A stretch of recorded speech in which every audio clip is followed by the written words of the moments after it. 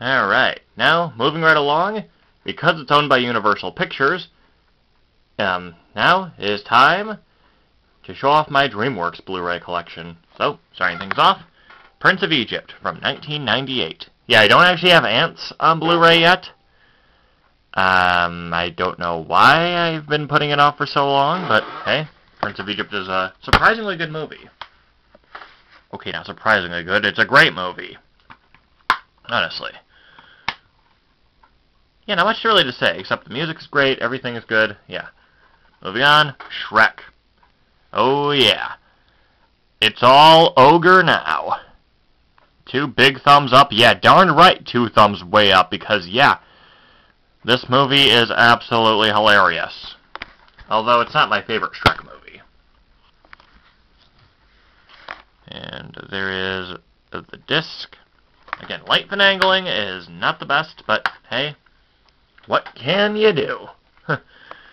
Jeez, I must have had a frog in my throat.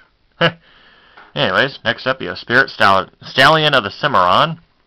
Yeah, once upon a time, Universal, dang it, DreamWorks, cannot speak today, I swear. DreamWorks has actually done some hand-drawn animation.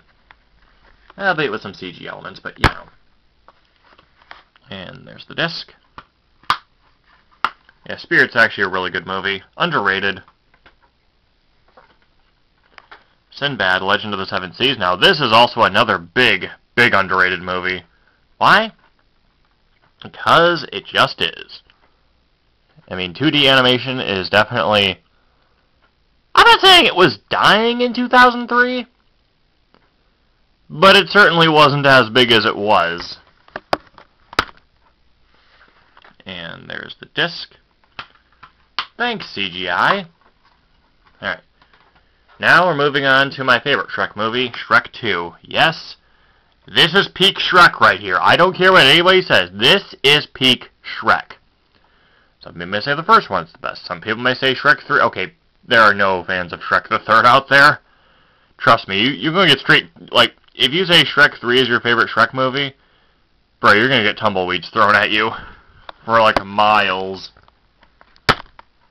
Anyways, there is the disc. Ah, yes.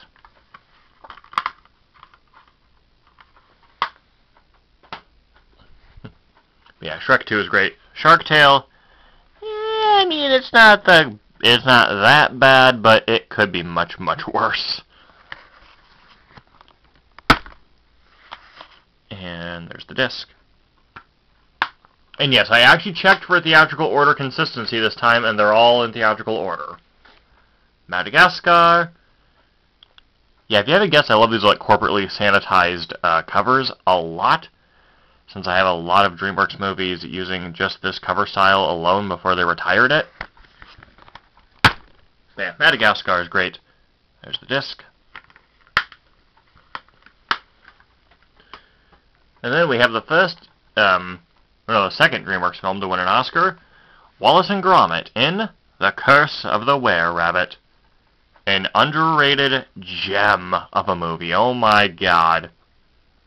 Honestly, one of the weirdest things ever, but man, it's Wallace and Gromit. Like, if you like British humor, this is literally your jam. And there's the disc. Yeah. This is definitely like, I don't want to say it's overlooked, but people really ought to give it a chance, because there's a reason it won an Oscar. It's hilarious. It's got good artistry, and hey, it's a stop-motion animated film. You don't really see much of those anymore. And Flushed Away. Yeah. The Nostalgia Critic reviewed this, and I actually, like, with his weekly, like, oh, this week's Nostalgia Critic has, like, Hugh Jackman in it. I literally guessed Flushed Away, and I was right! Aha! Booyah! This is definitely a good movie, but in a weird way. There's the disc. But, you know, why bother explaining why it's a good movie? Because just go watch it for yourself, if you're curious. Now we have Shrek the Third, the best Shrek yet. Yeah. Cue the tumbleweeds, folks. Cue the tumbleweeds. Nobody likes this movie. Though it does have some fun moments, like the princesses being badasses. But still. And there's the disc. Yeah, Shrek the Third, definitely a massive step back. Kung Fu Panda! The justice is about to prevail! Okay, that was cringe, but, you know. Can't help it. I love Kung Fu Panda. This is actually the only KFP movie I've actually seen. And you know what? It's pretty good. And there's the disc. I'm surprised I was actually able to open up the case. The little snappy thing right there. Like, wow. That's honestly kind of shocking. Alright, Madagascar, Escape to Africa. Not quite as funny as the first one, but definitely a lot of really fun moments. Yep. It's been a while since I've actually seen it, though. And there's the disc.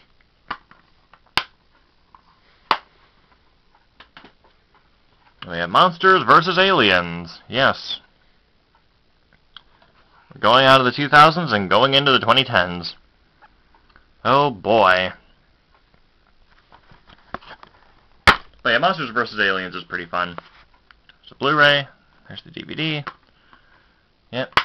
Not much to say except for the fact that Bob is absolutely hilarious.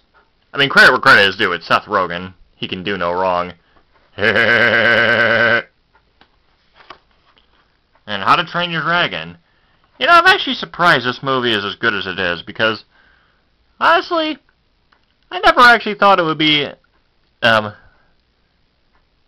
okay, I should probably just stop before I accidentally offend some How to Train Your Dragon fans, because I love this movie a lot. Definitely one of the best DreamWorks franchises ever. And there's the disc. Alright, and then Shrek Forever After. I have kind of a funny story here. So when my mom and I went to go see this in the theaters back in 2010, it was raining so hard, you could hear the thunder in the theater. It was that bad. It was pouring that badly out. So yeah, while we were enjoying Shrek's Final Adventure, well, Final Adventure, yeah, air quote that, we heard a lot of thunder in the theater. I was like, wow, I thought to myself, wow, that's kind of insane. But, you know, details. And the guide there is actually, the DVD is, but the Blu-ray is right there. Yeah. Shrek Forever After is a really fun conclusion, though. Yeah, a supposedly fun conclusion. Seriously, why are they making a fifth one? Oh, right, money. Megamind. One of the most underrated DreamWorks films ever. How has this guy gotten into a kart racer? Oh, right, because it's underrated. I don't know. Hey, seriously, again with the... Jeez, again with the bubble wrap. There's the DVD. There's a Blu-ray. Boy, when I get these things in from eBay, I should really just start opening them up regularly and just taking any bubble wrap out. It's like the second time that's happened in a video. And then Puss in Boots. Ha ha! This is a great, great picture. Indeed. Fear me if you dare. I mean, it's not quite as good as a Shrek movie, but it's still really, really fun.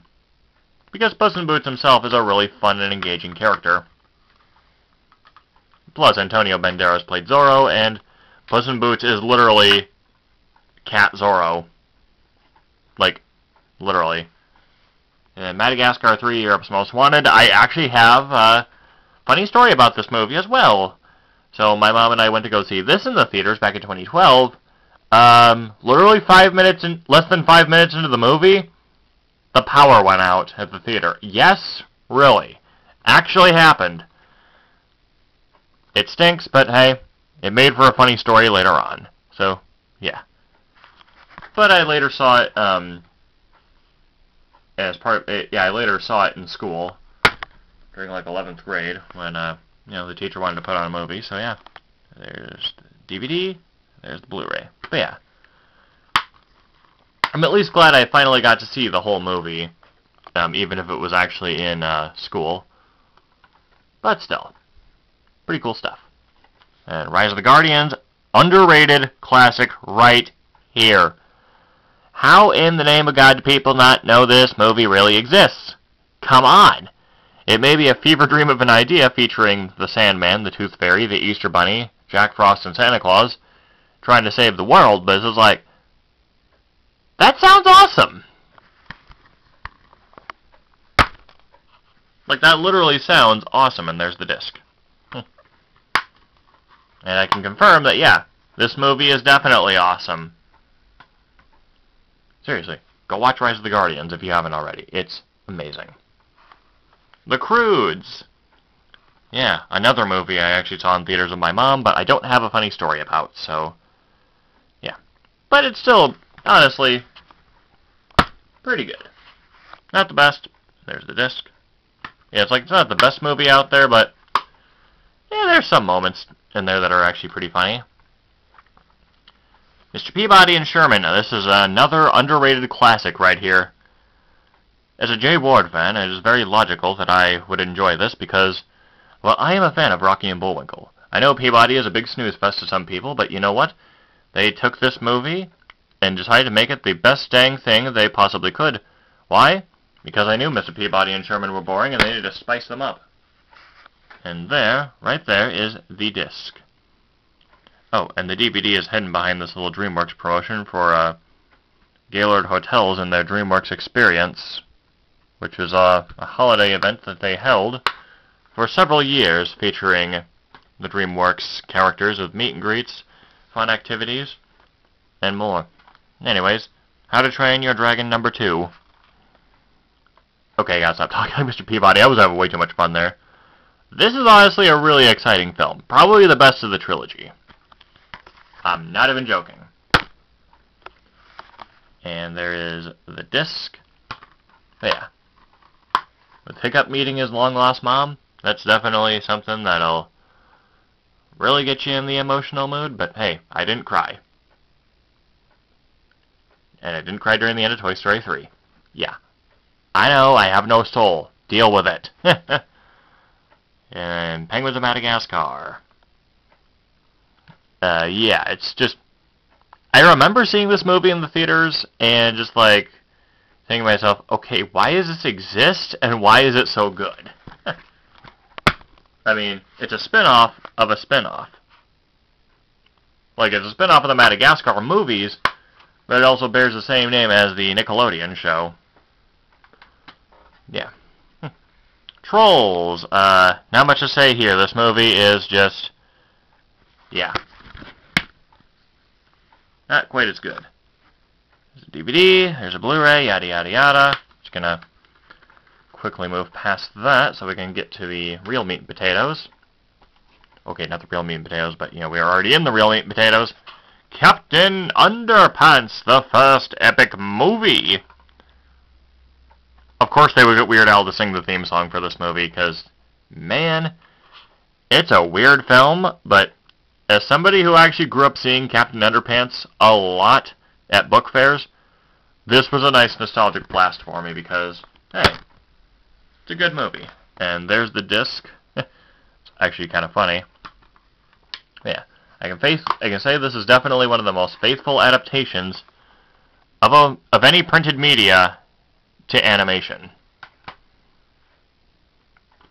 And then How to Train Your Dragon: The Hidden World, aka How to Train Your Dragon 3. Yeah, this is actually, I want to say probably, okay, I'm not going to say it's like the first one pales in comparison to this and the second, but dang it, it's so good! How is this movie so, like, how does DreamWorks have one of the best trilogies ever made? I guess they were just good. And there's the disc. But yeah, Hidden World, really good. The Bad Guys. This is another really peak DreamWorks film. I don't really care what anyone says if this film is overrated. This movie is awesome. Great animation, a fun storyline, just, man, it's just so good. It's just so dang good. How is it so good?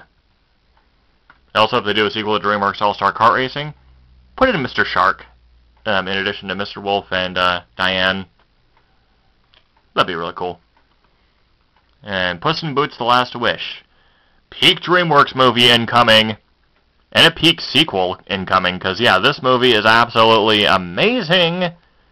Not just because of the lower frame rate of the action sequences, not just because of the gorgeous story, the great storytelling, the gorgeous visuals, but just everything about it is great. There's the Blu-ray, there's the DVD, yada yada yada. You know the drill by now. I'm totally not trying to lightning through all these as fast as I can. Alright, last up for the proper movies, Ruby Gillman, Teenage Kraken. Just gonna say this, way overhated. Y'all need to just grow up and move on with your lives. Stop being so blinded by your nostalgia glasses, saying that Dragons, Shrek, and Kung Fu Panda are better.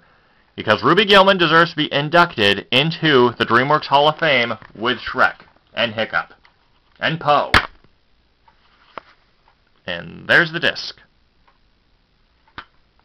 I had to get that rant off my chest because I am sick of people saying that Ruby Gillman is absolute trash. No, it's absolute gold. Just trying to show you all the light here. Okay, now these next four are not actually DreamWorks films proper, but rather they're properties that were acquired by DreamWorks later on. So first up we got Rudolph the Red-Nosed Reindeer by Rankin Bass. A classic holiday special from 1964, which will be turning 60 this year. Yes, really. And there's the disc. I mean, speaking of anniversaries, today is also the 35th anniversary of the Super Mario Bros. Super Show. Wow, that's kind of insane. Frosty the Snowman. Yeah, the classic from 1969. 55 years young. Yep. One of the best holiday specials of all time, I am not going to lie. There's the disc. I wonder why it's not blue. I don't know. Maybe they wanted to do uniformity. I don't know. And then Santa Claus is coming to town. Yep. Probably. I mean, I'm not saying this is one of the best Rankin Bass specials, but between Rudolph, Frosty, between this Rudolph and Frosty, it's like literally right in the middle. Although I think Rudolph still reigns supreme in my book. But this is close. This is like number 2. And there is the disc. Alright, and finally, yes, this is technically a DreamWorks film because they were actually bought, Classic Media in 2012, which is how they actually managed to get Rudolph, Frosty, and all the other pre-1974 Rankin Bass specials, because the rest were owned by the WB, or are owned by the WB, I should say. We have VeggieTales, Moe, and the Big Exit. Yeah, in 2012, Classic Media not only got the Rankin Bass stuff that wasn't owned by the WB, they also got the vegetables. Yep. Moe and the Big Exit was one of the first and only Blu-rays to be released, along with other parodies like Wizard of Oz, the second Minnesota Cuke, and I think Pistachio was like the newest one they did. Because they also did Larry Boy and the Bad Apple, so yeah. More or less just the parody VeggieTales episodes got released on Blu-ray, but that's still cool. And that is my DreamWorks Blu-ray collection. Join me next time when I am about to show off the films I own on Blu-ray from Paramount Pictures. Till then, I'm out.